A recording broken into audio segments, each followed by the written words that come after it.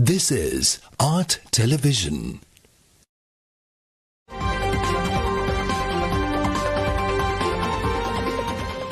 Coming up, State of Business, sponsored by IWS Aviation.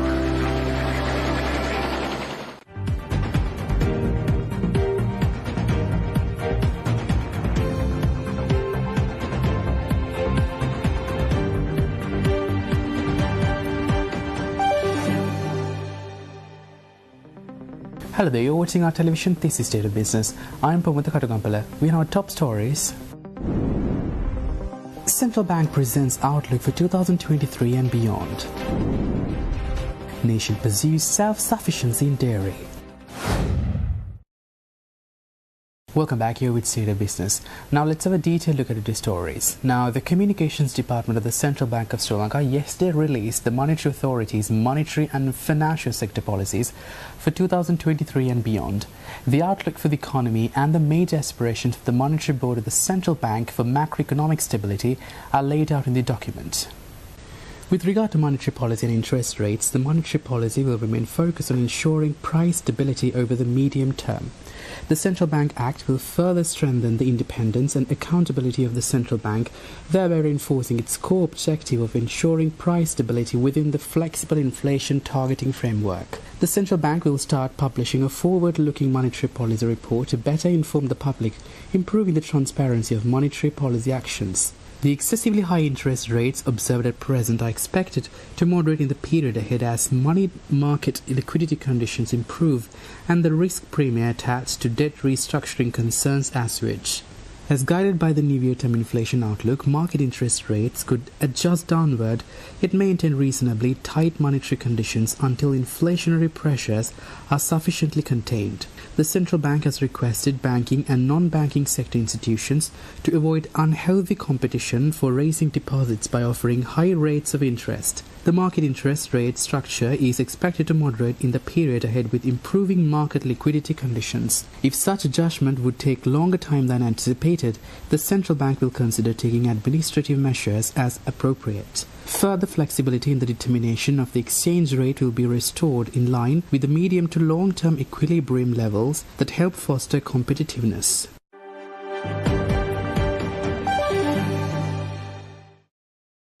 On financial sector, the Central Bank states that ensuring financial system stability also remains at the forefront of the Central Bank's reform and stabilization plan. The Central Bank also ensures liquidity support to fulfill cash flow requirements of banking institutions to enhance the resilience of the financial sector. The proposed Banking Special Provisions Act is expected to provide the required legal framework to ensure that the banks are adequately capitalized and upgrade their resolution framework, safeguard the interests of depositors, and strengthen the regulatory powers of the Central Bank. Existing regulations relating to capital and liquidity will be reviewed in order to preserve the capital and liquidity levels of the banking sector to withstand emerging risks. Moreover, the current regulation on single borrower exposure limits will also be reviewed to reduce the sovereign bank nexus. Consolidation of financial institutions in both the banking and non-banking financial sectors will be carried out or facilitated to improve capital with the benefit of economies of scale, synergy and efficiency. This will occur while enhancing financial strength, resilience and overall stability of those entities and their ability to cater to the growing demands of the business community in the period ahead. Amendments to the Finance Business Act No. 42 of 2011 and the Finance Leasing Act No. 56 of 2000 in line with the market developments will be introduced aiming at ensuring stability of the non-banking financial sector. Moreover, the proposed Microfinance and Credit Regulatory Authority Act will improve the market conduct and consumer protection of overall non-banking sector customers. Further, measures will be prioritized to bring the licensed microfinance companies and unregulated moneylenders under the regulatory purview.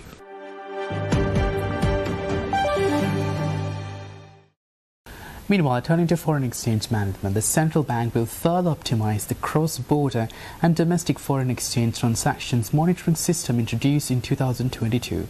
Now, the system known as the International Transactions Reporting System will enhance data coverage in the external sector, improve regulatory monitoring and support informed decision-making. Additionally, the demand management measures imposed on curtailing certain imports will be assessed vis-à-vis the foreign exchange liquidity and monetary conditions.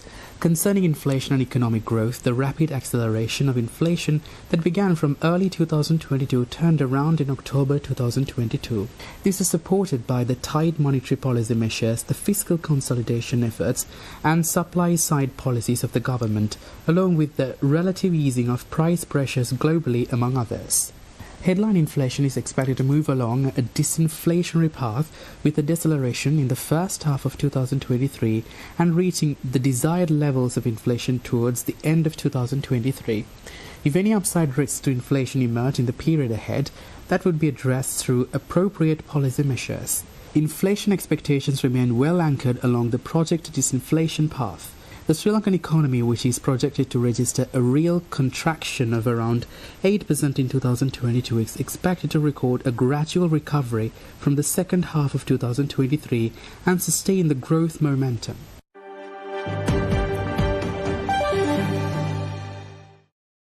See you soon with more stories after this short commercial break.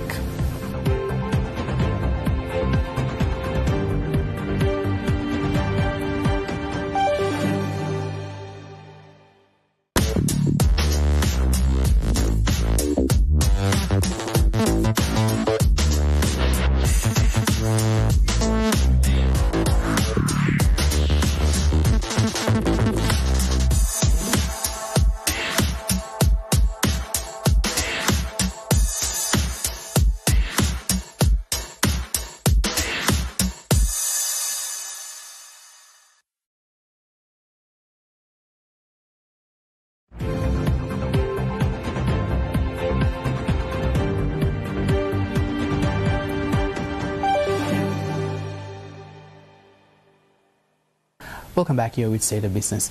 Now, President Ranil Wickremesinghe yesterday received the Indian High Commissioner Gopal Bagle at the Presidential Secretariat.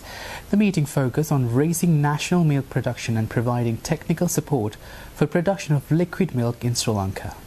This effort is being coordinated together with the National Dairy Development Board of India and the Amul Milk Company. The objective is to make Sri Lanka self-sufficient in milk and milk products in the long term, with short and medium-term goals to double local milk production. The President appointed a committee consisting of representatives of the public and private sectors to work with the multidisciplinary team of the National Dairy Development Board of India. The committee will prepare a short, medium and long-term plan for the development of the dairy sector in the country. This endeavour is aimed at preventing the decline in milk production and reduce dependence on imported milk in Sri Lanka. Discussions were held between the members of the committee and representatives of the National Dairy Board of India. It was attended by Indian High Commissioner Gopal Bagle, Dr. Rakesh Pandey, First Secretary for Economic and Commercial Affairs to Sri Lanka, representatives of the National Dairy Development Board of India and Amul Milk Company. Senior Advisor to the President of National Security and Chief President Staff, Sagla Ratnayaka, Secretary to the President, Saman Ekanayaka, engaged in the discussions. Also present were a group of public and private sector representatives appointed by the President.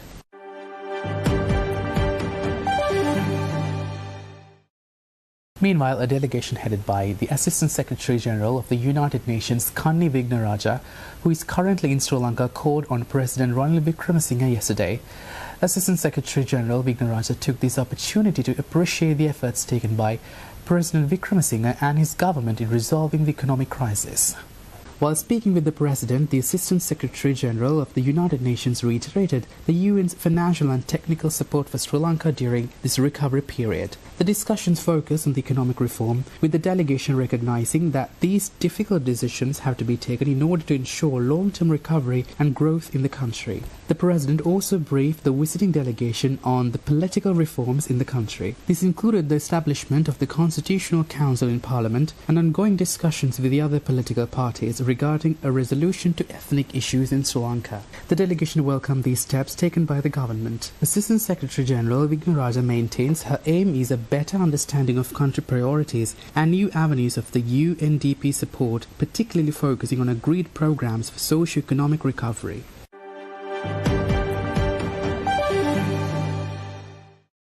Now, with the intervention of the Minister of Ports, Shipping and Aviation, Nimal Siripal de Silva, the 2 dredgers at the Port of Colombo have resumed operations. It was brought to the Minister's attention that the 2 dredgers, Diakola and Hansakawa, had ceased operations.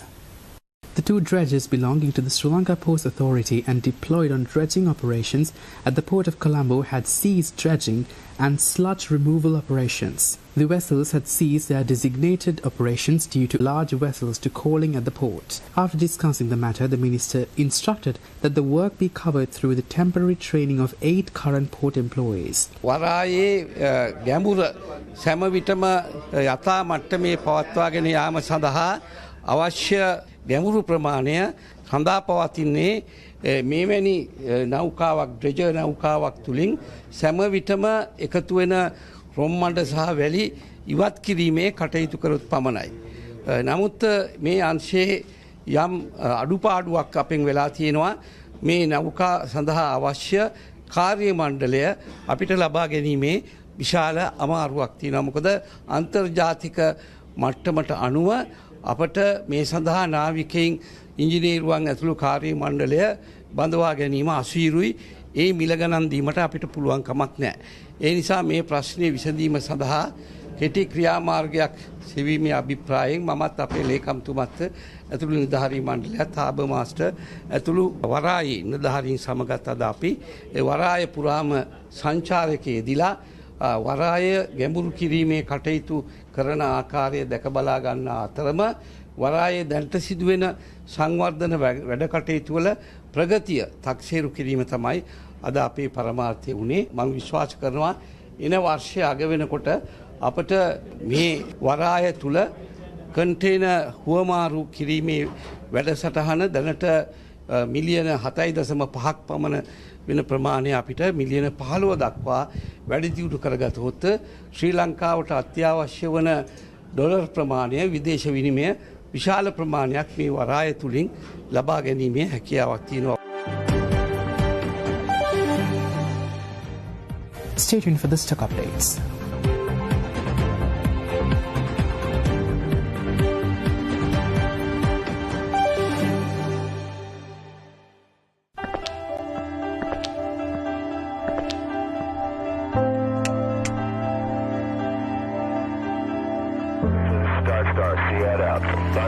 IWS Aviation.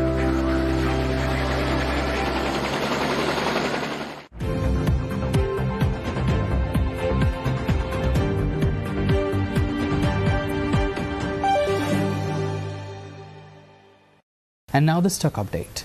Trading at Colombo Stock Exchange ended on negative notes today. The All-Share Price Index dropped 39.82 points to close at 8,424.11. And the S&P SL20 dropped 20.02 points to close at 2,612.94. The turnover was 2.3 billion rupees and over 120 million shares were traded. Coming up next are Forex rates.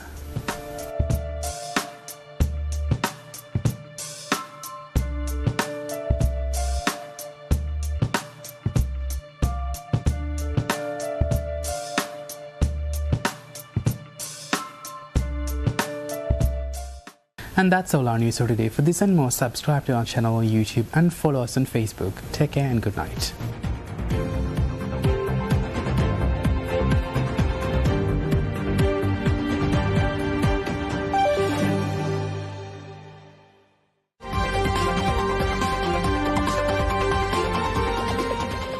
State of Business was sponsored by IWS Aviation.